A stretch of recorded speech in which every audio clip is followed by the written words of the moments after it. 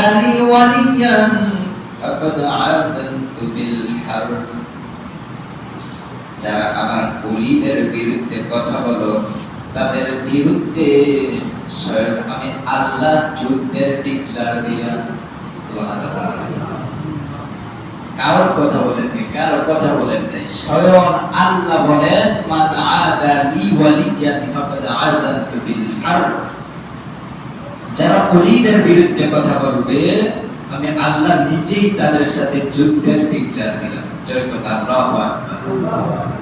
ওলিদের মধ্যে হযরত একজন শ্রেষ্ঠ ওলি, সমস্ত ওলিদের মধ্যে সবচেয়ে শ্রেষ্ঠ যে ওলি, সব ওলিদের ওলি আব্দুল কাদের জিলানী রাদিয়াল্লাহু তাআলা আনহু রাহমাতুল্লাহি আলাইহি।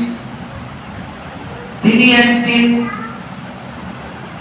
ওনার সামনে মুরিদ নাক পরিষ্কার করছে। কি পরিষ্কার? লজ্জা পেয়ে একটু জানে, ভালো লাগে। আব্দুল কাদের জিলানীর এক মুরিদ ওনার সামনে এক মুরিদ নাক পরিষ্কার করেছে, কিন্তু আবার লজ্জাও পাইছে। হায় হায়, কি করলাম, হুজুরের সামনে আমি কাজটা করলাম কি? যে ডাক দিয়া হুজুর আমার ভুল হয়েছে, আমাকে আপনি মাফ করে দেন। বেটা তুই করিস কি? আমি তো রাগ হই নাই, তোকে কেন আবার আমি মাফ করবো? হুজুর আমাকে মাফ করে দিয়েন, দেয়া তুমি মাফ করেন। আব্দুল কাদের জিলানী ডাক দিয়া কয়, এই ব্যক্তি, তুমি যেহেতু আমার কাছে মাফ চাইতে আইছো, যদিও আমি রাগ হই নাই, তবে আমি বলে দিলাম তুমি এই দুনিয়ার মধ্যে যতদিন বাঁচবে আজ থেকে একদিনও তোমার কোনোদিন সর্দি লাগবে না। সুবহানাল্লাহ। দুনিয়াতে আজ থেকে যতদিন তুমি থাকবা কোনোদিন তোমার সর্দি লাগবে না। কি কোন কয় হ, কার কিছু কয় হ, কয় কি জীবনে একটা বারও তুমি দুনিয়াতে চলার ফেরার সময় কোনোদিন তোমার থুতু ফেলানো লাগবে না। সুবহানাল্লাহ। ওই ব্যক্তি বলেন, আমার হুজুর আব্দুল কাদের জিলানী যখন এই কথা আমাকে বললেন, ওই দিন থেকে 83 বছর আমি দুনিয়াতে ছিলাম, কোনদিন আমার সর্দিও লাগে নাই, একটাবার মুখ থেকে থুতুও ফালানো লাগে নাই। জোরে জোরে বলনা সুবহানাল্লাহ। এই ওলিগণের কেমন মর্যাদা দেখেন। একদিন আব্দুল কাদের জিলানী রাস্তা দিয়ে হাঁটে, ওই মুহূর্তে দুইজন ব্যক্তি রাস্তার মধ্যে তর্ক বিতর্ক করতেছে। দুইজন তর্ক বিতর্ক করে আব্দুল কাদের জিলানী রাস্তা দিয়ে হেঁটে যায়। ওই যে দুইজন তর্ক বিতর্ক করে, একজন দাবি করতেছে আমি ঈসা নবীর উম্মত, একজন কি কয় আমি হযরত ঈসা নবীর উম্মত, আরেকজন কইতেছে আমি সাইয়্যিদুল মুরসালিন খাতামুন নবিয়্যিন হুজুরপুর নূর সাল্লাল্লাহু আলাইহি ওয়াসাল্লাম মুহাম্মদুর রাসূলুল্লাহ সাল্লাল্লাহু আলাইহি ওয়াসাল্লামের উম্মত। জোরে জোরে কন্না সুবহানাল্লাহ। দুইজন দুই দিকে চলে গেল। একজন দাবি করে আমি মুহাম্মদ সাল্লাল্লাহু আলাইহি ওয়াসাল্লামের উম্মত, আরেকজন বলতেছে আমি ঈসা নবীর উম্মত। ঈসা নবীর উম্মত ডাক দিয়া কয়, তোমার নবী সেরা না আমার নবী সেরা, এটা আজকে প্রমাণ হবে। ঈসা নবীর উম্মত ডাক দিয়া কয়, আমার নবী হলো সেরা নবী। আমার নবীর উম্মত কয় কেমনে? কয় আমার নবী ঈসা নবী এমনি সেরা কারণ তিনি দুনিয়ার মধ্যে পাপ ছাড়া দুনিয়াতে আসছে। সুবহানাল্লাহ। আমার নবীর উম্মত ডাক দিয়া কয় তোমার নবী পাপ ছাড়া দুনিয়াতে আসছে, আর আমার নবী না আসলে তোমার নবী তো দূরের কথা, আল্লাহ রাব্বুল আলামিন এই পৃথিবীটাকে সৃষ্টি করতেন না। জোরে জোরে কন্যা সুবহানাল্লাহ। ঈসা নবীর উম্মত কয় আমার নবী সারা কয় কেমনে? আমার নবীকে আল্লাহ চতুর্থ আসমানে তুইলা রাখছে। আমার নবীর উম্মত কয় তোমার নবীকে আল্লাহ চতুর্থ আসমানে কেন বলছে জানি? কারণ আমার নবী দুনিয়াতে চলাফেরা করবে, তোমার নবীকে আল্লাহ দারওয়ান হিসাবে, পাহারাদার হিসাবে ওই চতুর্থ আসমানে তুইলা রাখছে। জোরে জোরে কন্যা সুবহানাল্লাহ। আব্দুল কাদের জিলানী রাস্তা দিয়ে হাঁটে দেখে তর্ক বিতর্ক। কয় কি ব্যাপার তোমরা এখানে তর্ক করতেছো কেন? কয় হুজুর দেখেন না, এ দাবি করতেছে ঈসা নবীর উম্মত, এই দাবি করতেছে মুহাম্মদ নবীর উম্মত। এখন দুইজনে এই নিয়ে তর্ক বিতর্ক করতেছে, কার নবী সেরা, ঈসা নবী না আমার নবী? এটা নিয়ে একটা তর্ক হইতেছে। হুজুর এই বিষয়টা আপনি একটু সমাধান করে দেন। ঈসা নবীর উম্মত তাকে জিজ্ঞেস করা হলো তোমার নবী কিভাবে সেরা, তোমার নবী কিভাবে সর্বোত্তম, তুমি প্রমাণ দাও। হুজুর আমার নবী সেরা কেন জানেননি?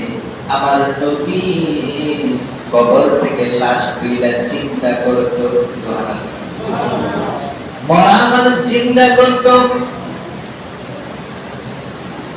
আব্দুল কাদের জিলানী কয় এই ব্যাপারে তোমার নবী কি চেষ্টা? ঈসা নবীর উম্মত কয় হ্যাঁ। কয় তাহলে শুনে রাখো, তোমার নবী মরা মানুষ চিন্তা করতো, আর আমার নবী তো অনেক উপরের কথা। আমার নবীর একটা আপনার গোলাম মরা মানুষ চিন্তা করতে পারে, সুবহানাল্লাহ। একটা গোলামও কি করতে পারে? মরা মানুষ চিন্তা করতে পারে। কয় আপনি কি কইলে আমি মানবো নাকি? কয় তুমি কি প্রমাণ চাও? কয় হ্যাঁ প্রমাণ চাই। কয় নেও, এই মুহূর্তে যেখানে দিবা এখানে আমি প্রমাণ দিব, সুবহানাল্লাহ। আব্দুল কাদের জিলানী রাহমাতুল্লাহি আলাইহি কে নিয়ে ওই পাগল ওই ঈসা নবীর উম্মত একটা পুরান কবরস্থানে গেলেন। অনেক পুরাতন কবরস্থানে, যেখানে কোনো চিহ্ন বিঘ্ন নাই, কোনো ঠিক নাই, অনেক পুরাতন একটা কবরস্থানে গিয়া বললেন এই কবরটা হচ্ছে অনেক পুরাতন, এখান থেকে আপনি যদি আপনার কত দেখা আমি দেখবো, এখান থেকে এক লাশটা আপনি জীবিত কইরা তুইলা দেখান। আব্দুল কাদের জিলানী কয় আপনি প্রস্তুত নি? কয় হ্যাঁ, যদি আমি তুলতে পারি আপনি কি করবেন? কয় আমি আপনার নবীর দলে যোগ দেব। জোরে জোরে কন্যা সুবহানাল্লাহ। আব্দুল কাদের জিলানী ডাকতে কই কুম বিইذنিল্লাহ, হে আল্লাহর বান্দা তুমি আল্লাহর হুকুমে এই মুহূর্তে উঠে যাও, সুবহানাল্লাহ। সঙ্গে সঙ্গে কবরটা দুই দিকে সরে গেল, লোকটা জিন্দা হয়ে উঠে গেল কবর থেকে। আব্দুল কাদের জিলানী দেখলেন তার এই কান থেকে গাল পর্যন্ত, কান থেকে গাল পর্যন্ত খালি আগুন দিয়ে জ্বলতেছে, আগুন দিয়ে জ্বলতেছে। জিজ্ঞেস করা হলো তোমার এই অবস্থা কেন? হুজুর দুনিয়াতে চলতে ফিরতে চাইয়া আমি পাগল কাছে আমার এই কান ব্যবহার করে নেই গো হুজুর। দুনিয়াতে চলতে ফিরতে চাইয়া এই কান যত মন্দ দিক আছে, আমি গান বাজনা শুনে শুনে, গান বাজনা শুনে শুনে খালি আমি এই কানটার সময় আমি দুনিয়ার টাইম পাস করছি। হুজুর হয়তো এই বিয়াদতের কারণে, এই মন্দ কাজের কারণে আল্লাহ রাব্বুল আলামিন আমার কবরে এই আযাব দিতেছেন। আব্দুল কাদের জিলানী দোয়া করলেন আল্লাহ তুমি তার কবরের এই আযাব তুমি maaf করে দাও। সঙ্গে সঙ্গে আমার আল্লাহ তার কবরের আযাব maaf করে দিলেন। জোরে জোরে কন্যা সুবহানাল্লাহ। এখন তুলছে আব্দুল কাদের জিলানী সঙ্গে সঙ্গে তাকে কি করলো? কবর থেকে উঠাই ফেলল। ঈসা নবীর উম্মত কয়, তাহলে আমি আর ওই দলে নাই, আমি আর ঈসা নবীর দলে নাই, এখন আমি মুহাম্মদুর রাসূলুল্লাহ সাল্লাল্লাহু আলাইহি সাল্লামের উম্মত। হুজুর আপনি আমাকে কালিমা পড়ে মুহাম্মদ নবীর উম্মত বানায় দিয়েছেন। সুবহানাল্লাহ। আল্লাহর ওলিদের এই পাওয়া, হুজুর আমাকে মুহাম্মদ নবীর উম্মত বানায় দেন। লোকটা সঙ্গে সঙ্গে কালিমা পড়ে আমার নবীর উম্মত হয়ে গেল। এই ওলিদের কেমন পাওয়া, এই জন্য আল্লাহ বলেছেন, আলা ইন্না আউলিয়া আল্লাহি লা খাউফুন আলাইহিম ওয়া লা হুম ইয়াহজানুন। আমার বন্ধু যারা হবে সাবধান, নিশ্চয়ই আমার আউলিয়া বন্ধু যারা দুনিয়াতে হবে তাদের দুনিয়া ও আখিরাতে কোনো চিন্তা নাই, দুনিয়া ও আখিরাতে কোনো চিন্তা নাই। এই জন্য বাইজিদ বুস্তামি রাহমাতুল্লাহি আলাইহি বলেন, হাসরের ময়দানে আমার নবীর একটা উম্মত যদি জাহান্নামে যায়, তাহলে আমি বাইজিদ বুস্তামি জাহান্নামে চাপ দিব। কেমন নবীর আশিক ছিলেন, কেমন নবীর পাগল ছিলেন, ওদের জীবন সবকিছু নবীর কদমের ভিতরে ফেলে দিয়েছে। এই জন্য আমার আল্লাহ রাব্বুল আলামিন আমার আল্লাহর বন্ধু হিসাবে তাদেরকে কবুল করে নিয়েছেন। সুবহানাল্লাহ। এই জন্য প্রথমে আমি একটা কথা বলছিলাম আপনাদেরকে,